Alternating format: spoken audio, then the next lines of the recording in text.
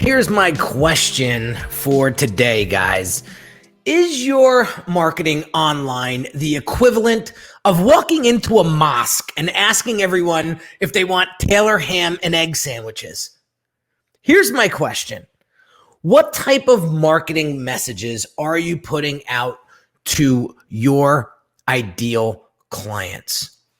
We all want to work with higher paying clients, yet we constantly put the wrong messaging to attract those clients out there into the world. I want to tell you a quick little story about a brand accelerator client that came my way not too long ago, completely frustrated with the type of leads they were attracting. They were attracting a very low quality client, barely could afford a $300 or $400 program that they were selling, and there was no room. Once that particular client bought that $300 or $400 program, there was no place else for them to go. Why? Because they just couldn't afford the next level of service. And that was very frustrating to my client. And he was like, Henry, you got to help us here. We're not seeing something, I think, because we're inside the bottle and we can't see the outside label. So I began to ask some questions and I got a better understanding of what was happening. It just, they were putting out the wrong bait, if you will, to attract that higher quality client. Like, for example, somebody who's doing 6 or 7 figures and want to get to that next level, like, I don't know if they're downloading, a PDF guide anymore. I think they're much more eager to just get on the phone and see whether or not like you're a good fit to help them get to where they want to be. Right. So that was number one. So here's my question to you guys. Is the marketing messaging that you're putting out relevant to the people that you really want to serve? And are you being positioned correctly online to actually attract that person? So how does your business look online? How does it feel online? What is it? Who is it speaking to? And why should they choose you over your competition? So it's all about using the right language, the right words. I'm going to give you a quick little tip here. I'm constantly looking at competition, indirect competition, and looking at the words that they are using in their copy, in their advertising, in their posts. This is really going to help me dial in to see how they're positioning. So I don't want to position myself exactly like them. Otherwise, I'm going to look like them. But it gives me a good idea, because if they're attracting the same types of clients that I'm attracting, then it's key to pay attention to this, right? So getting back to this brand accelerator client, what did we do to help them? So what we did was we took a step back and we really identified the 2 types of clients that they were looking to serve. So one was a very high-end, sort of a hedge fund type of guy. And then there was another guy who was probably low 6 figures, mid 6 figures, and is struggling to get to the 7-figure mark. So those 2 people are extremely different in wants and needs. So we got to figure out, all right, what can we serve this type of client and what can we serve that type of client? Once we can get that straightened out, then we can put the right messaging and the right offers to each specific person, right? So that's where I really want you guys to focus in on. You're not going to talk to a 7-figure client the same way you're going to talk to, a low 6-figure client. Their needs and wants are very, very different. Now, your program may be able to serve them both, or you may have to tweak some things here and there in your program, but it's apples and oranges. So what we did was we broke down each individual client and figured out, okay, what do we need to do to serve this client and what do we need to do to attract that client?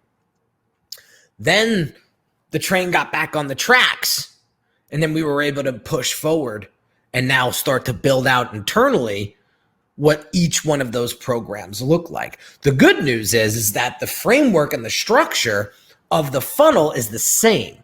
but the messaging and the look and feel of each program is slightly different. And that's what we're doing right now. We're building out 2 coaching programs, one for the hedge fund guy and one for the mid-6-figure guy. And the copywriter is very, very specific to each when he's developing the copy for the funnels. Okay. So that's really what I want to get across to you guys today, is the relevancy part of how you're putting out your content, and are you speaking to the right client? So if you want to serve 6-figure businesses, people that are doing 6 figures or more, then you really need to start using language and really start to put together messaging that relates to them. Otherwise, you're screwed. I'll give you a quick example. Back when I was first getting into digital marketing, like 6 or 7 years ago, as a designer, I had to quickly recalibrate my marketing message because I was no longer going after people that needed business cards and postcards and menu designs and printed. I was going after a much different client, but the problem was my messaging wasn't clear to them on how I can help you transform your online business using my design acumen and design skill. So I kept losing. I just kept dumping money into funnels and wasn't getting anywhere. I wasn't getting anywhere. And then I had an outside coach come in and say, look, nobody wants business cards anymore. Like, this audience does not want business cards. They want the confidence in their funnel. They want confidence in their online look and feel, their online brand, so that they can go out there and sell with confidence what it is that they're trying to sell. So I started to switch my messaging to confidence building. You know, I was talking to a potential brand accelerator client yesterday, and he's a realtor up in Massachusetts, and he's been in the real estate game for over 20 years, very successful at it. Not as a real estate agent, but flipping properties and things like that. And one of the things that why he reached out to me was because he needed a brand to sit his business on top of.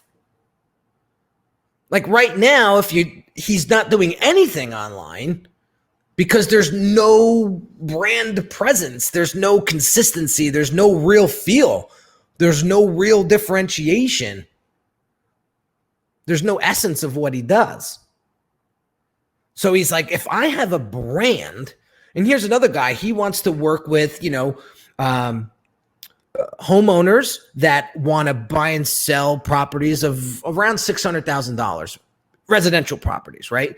But then he wants a little piece of his business to be to really direct towards like the $1 million home plus market. 2 very different looks. So we're going to start the process in developing that for him so that he can market himself online with confidence. And that's one of the things that I picked up along the way. I was like, well, what is my positioning here? How am I different from everybody else? And what I realized was I'm not designing funnels. I'm not designing websites. I'm not designing logos.